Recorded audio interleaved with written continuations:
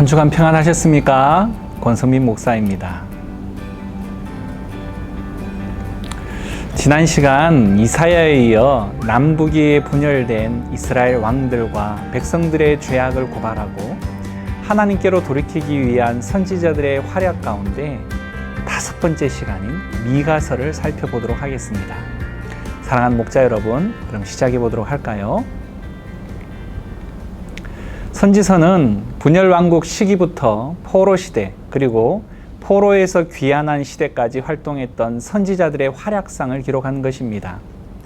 먼저 책의 분량으로 5권의 대선지서와 12권의 소선지서로 구분되어질 수 있겠죠. 오늘 우리가 다루는 미가서는 책의 분량상 소선지서에 해당되어집니다. 미가 시대에 활동했던 다른 선지자들로 이사야, 호세아, 아모스, 요나가 있습니다. 미가서는 이야기가 아니라 시로 쓴 예언들의 모음집입니다. 다른 선지자들이 남왕국이나 북왕국 한 곳에서 말씀을 전한 반면 미가 선지자는 남유다에서 남유다 왕국과 북이스라엘 왕국 양쪽 모두를 향해 말씀을 전했죠. 구약의 선지자들은 심판의 사자들이라는 평판을 얻었습니다. 하지만 성경의 어떤 선지서도 소망을 담지 않은 책은 없죠. 미가는 다른 선지자들과 마찬가지로 이스라엘 민족에게 확실하게 임박한 심판과 예수 그리스도를 통해 도래하게 되어질 미래의 승리를 전했습니다. 미가는 이스라엘과 유다 지도자들을 비판한 시골 모레셋 유대인 선지자로 미가야의 약어이자 누가 여호와와 같은가라는 의미를 가지고 있습니다. 그는 3명의 유다 왕들 요담, 아하스, 히스기야가 통치하던 때이고 아수르가 한참 북이스라엘과 유다를 위협하던 시기에 활동을 했습니다. 친아수르, 반애굽 또는 반아수르, 친애굽 등의 줄타기 외교 정책을 번갈아가며 하나님을 의지하지 않고 열방과 자신들의 군사력을 의지했죠. 그들은 죄를 회개하고 하나님을 신뢰해야 했지만 언제나 당장의 위험만 피하려고들 하였습니다. 남유다는 겉으로 보기에 강하고 부했지만 공과 의가 무너지고 진실한 마음이 없는 입술에만 형식적 신앙 행위가 남았습니다. 결국 북이스라엘은 아수르의 살마네셀 왕에 의해서 주전 722년에 망하게 되죠. 또한 유다의 히스기야 왕 때는 아수르 왕 사네립이 유다의 수도인 예루살렘을 에워싸고 정복을 시도하지만 하나님의 간섭하심으로 간신히 위기를 모면하기도 합니다. 미가가 활동한 시기는 이렇게 국제 정세가 불안하고 사회적으로도 혼란한 시기였습니다. 8세기 초 경제적 부흥은 계층 간의 분열을 일으켰고 사회의 도덕적 부패로 이어졌고 또한 시장 경제는 불의로 가득했으며 상류층의 부정과 제약은 심판의 메시지를 자초했죠. 재판관들은 뇌물을 받고 제사장들은 돈을 위해 하나님의 말씀을 가르치고 선지자들은 이득을 취하기 위해 점을 치고 있었습니다. 통치자들은 백성들을 현혹하고 귀족들은 가난한 자들을 이용해서 부를 획득하고 백성들은 우상에게 찾아가 도움을 청하고 있었던 아주 참혹한 시대였죠. 미가는 이러한 사회를 바라보며 정의를 부리짖고 진실된 도덕성의 각성과 믿음의 회복을 강조하고 있습니다. 미가서의 가장 유명한 구절은 6장 8절이죠. 사람아, 주께서 선한 것이 무엇임을 네게 보이셨나니 여호와께서 네게 구하시는 것은 오직 정의를 행하며 인자를 사랑하며 겸손하게 네 하나님과 함께 행하는 것이 아니냐. 아멘. 이렇듯 미가 선지자는 북왕국 이스라엘과 남왕국 유다의 사회 부조리와 도덕의 붕괴와 형식적 신용에 그치고 있는 그들의 피상적 예배에 대한 하나님의 진노의 메시지를 전하는데 이것 때문에 도시들이 황폐해질 것이며 주민들은 포로로 끌려갈 것을 예언하고 있습니다. 또한 하나님께서 땅의 풍요를 거두어 가시고 사회 경제적으로 심판을 꾀하실 것이며 나라 전반에 걸쳐 총체적으로 손보실 것이다 라고 전하고 있습니다. 실제로 주전 722년 미가가 활동하던 시기에 아수르가 이스라엘을 멸망시킵니다. 또한 약 20년 후 유다도 아수르에 의해 점령당하지만 하나님의 극적인 도우심으로 가까스로 멸망은 피하지만 여전히 그들의 죄에서 돌이키지 않은 것을 통해 결국 주전 586년 바벨론에 의해 남유다도 패망하고 백성들이 포로로 끌려가게 되어지죠.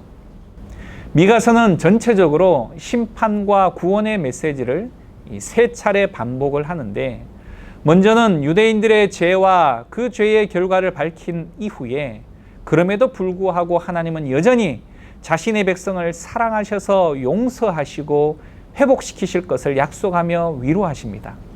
최종적으로는 주께서 옛적에 우리 조상들에게 맹세하신 대로 야곱에게 성실을 베푸시며 아브라함에게 인애를 더하시리라 라고 말하는 미가서 7장 20절의 말씀으로 하나님께서 아브라함과 언약을 기억하시고 인애를 베풀어 주실 것이라는 희망과 구원의 메시지로 마무리가 되어집니다.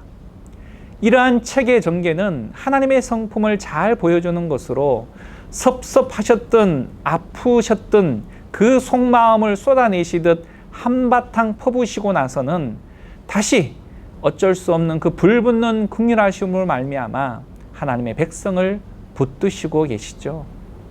하나님이 반드시 야곱의 무리를 다 모으실 것이지만 남은 자만을 모으실 것입니다. 그리고 하나님이 다시 앞서 진행하실 것입니다. 하나님께서 유대인들에게 그렇게 하셨듯 계속해서 모든 사람에게도 그렇게 하실 것을 나타내 보여주는 것이죠. 이사야가 주로 수도권의 왕과 귀족 계층을 위한 사역을 했다면 동시대의 미가 선지자는 일반 서민을 위한 사역을 합니다. 둘 다 아수르의 침략에 이어 유다는 구원받지만 곧 바벨론에 망할 것을 예언했고, 예배가 형식적이고 종교적인 의식으로 전락하는 것에 대해 신랄하게 비판했다라는 공통점이 있습니다. 그리고 미가는 이사야처럼 한동안 벌거벗고 다녔는데요, 발가벗겨져 쫓겨날 미래의 죄수의 운명을 회화적으로 보여주기 위한 행동이었습니다. 실제 그는 아수르에 의해 북이스라엘이 멸망될 때까지 생존해서 그 사건을 지켜보았습니다. 미가 선지자의 시대로부터 약 100여 년이 지난 예레미야 시대에 장로들이 미가서 3장 12절을 인용하며 미가 선지자도 당시 예레미야와 비슷한 내용을 예언했었다라고 말함으로써 예레미야가 목숨을 건진 사건도 있었습니다. 이것은 선배 선지자 덕에 후배가 위기를 모면한 경우이기도 하지만 미가서가 권위 있는 하나님의 말씀으로 보존되어 왔으며 인정되어 왔음을 알 수 있게 해주는 대목이기도 하죠. 베들레헴 에브라다야, 너는 유다 족속 중에 작을지라도 이스라엘 다스릴 자가 네게로 나올 것이라. 그의 근본은 상고에 영원에 있느니라. 아멘. 미가서 5장 2절 말씀은 예수님의 탄생지를 예언하는 것으로 아주 유명합니다. 마태복음에서 헤롯 왕은 동방박사의 방문을 받고 대제사장과 서기관을 불러서 예수님의 탄생지를 찾아보라고 했는데 그들이 미가서를 보고 베들레헴을 찾아내죠. 이것 때문에 헤롯은 나중에 동방박사들이 그냥 돌아간 것을 알고 베들레헴과 그 지경에 있는 2살 이하의 사내 아이들을 다 죽이는 참사를 일으키게 됩니다. 자, 그러면 미가서의 구조와 세부 내용을 한번 살펴보도록 할까요? 먼저 1장과 2장은 바로 이스라엘 백성을 향한 질책과 또한 회복에 대한 내용들을 다루고 있습니다. 이스라엘과 이스라엘 지도자에 대한 미가의 질책과 경고의 첫 번째 부분은 이스라엘의 자신을 나타내시는 하나님을 시적으로 묘사하면서 시작되어집니다. 마치 신의 산에서 그러셨듯 불과 연기와 지진으로 말이죠. 그러나 하나님은 이번에는 언약을 맺으러 오신 것이 아니라 500년 넘게 계속된 그 이스라엘의 반역을 심판하러 오신 것입니다. 미가는 이 모든 반역의 장본인인 이스라엘의 마을과 도시의 이름을 낱낱이 열거하면서 하나님이 그들 때문에 오신다라고 말씀하고 계시죠. 미가는 이스라엘의 지도자들의 심기를 건드리는데요. 그들이 절도와 탐욕으로 부유해졌다라고 하면서 열왕기상 21장에 나봇의 포도원을 훔친 아합의 이야기를 넌지시 언급을 합니다. 뿐만 아니라 그는 부패한 이스라엘의 선지자들을 지적하는데요.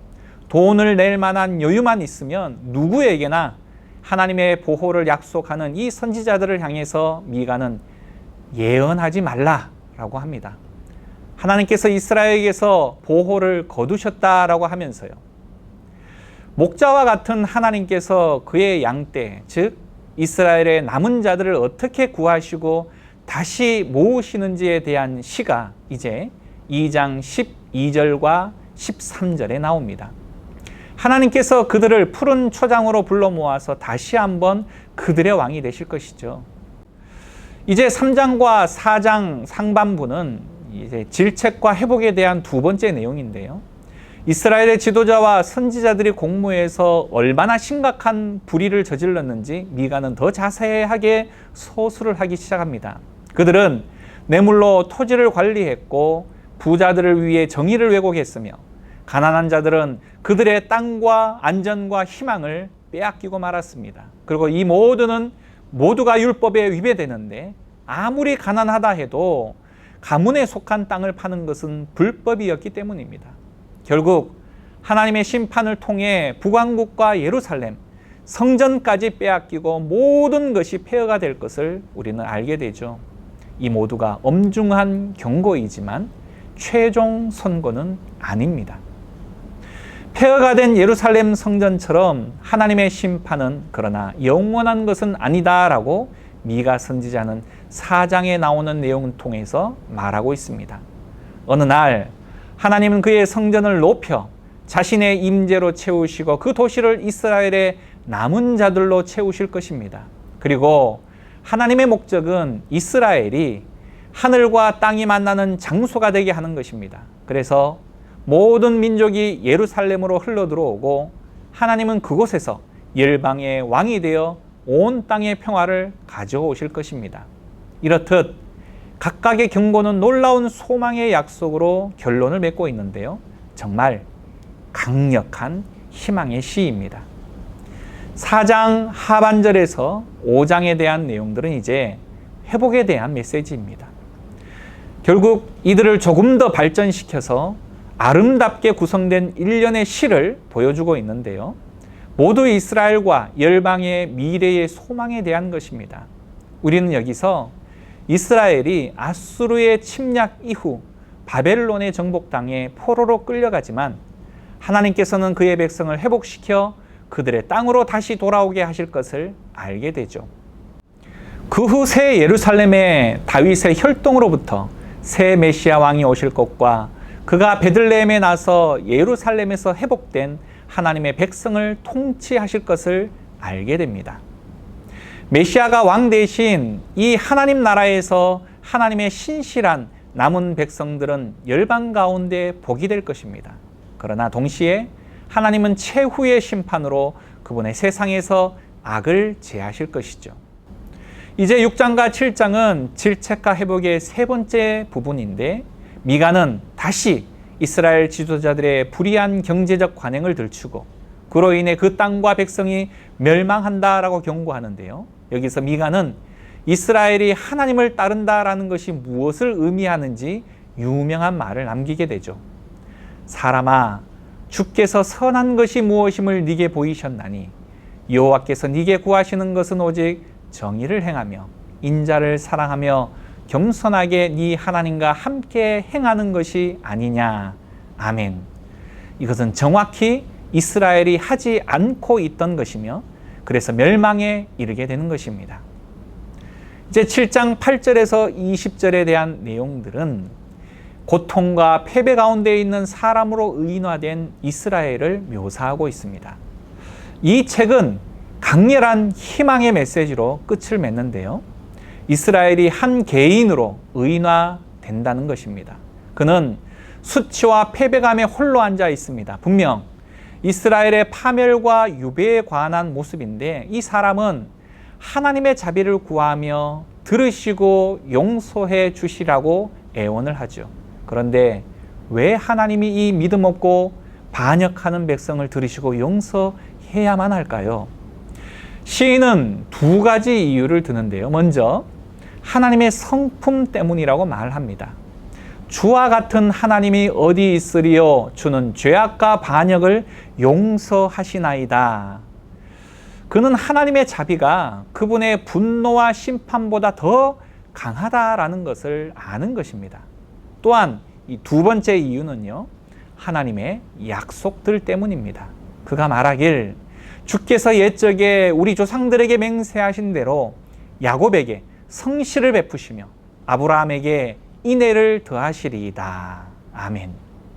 이는 이 책의 맨 마지막 구절로 아브라함과 그의 자손에게 하나님이 주신 언약, 다시 말해 창세기에 기록된 모든 열방이 아브라함의 자손을 통해 하나님의 복을 받을 것을 암시하고 있습니다. 그러나 열방의 복이 되기 위해서 이스라엘은 먼저 하나님께 신실을 해야만 하는데, 그래서 이 책이 심판과 소망 사이를 오가며 이에 대해 설명하고 있는 것입니다.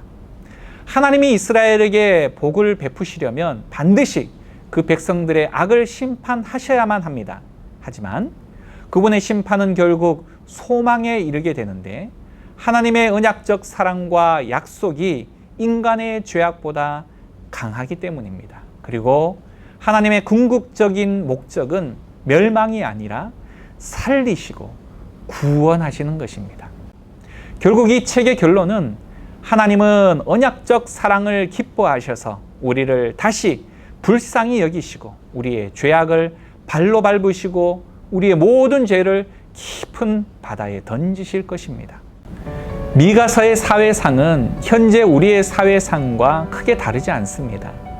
사회 정의가 실현되는 사회, 일터, 정부, 나라가 될 때 하나님의 축복을 기대할 수 있게 되어질 것이겠죠. 여기까지가 미가서였습니다. 다음 주 영상은 스바냐입니다. 많은 기대 있으시기를 바라겠고요. 강의를 보시고 난 느낌이나 제안사항은 댓글로 달아주시면 감사하겠습니다. 지인들과 함께 나누시면서 말씀을 더욱 가까이 하실 수 있기를 소망하며 한 주간도 건강하시길 바라며 시청해 주셔서 감사합니다.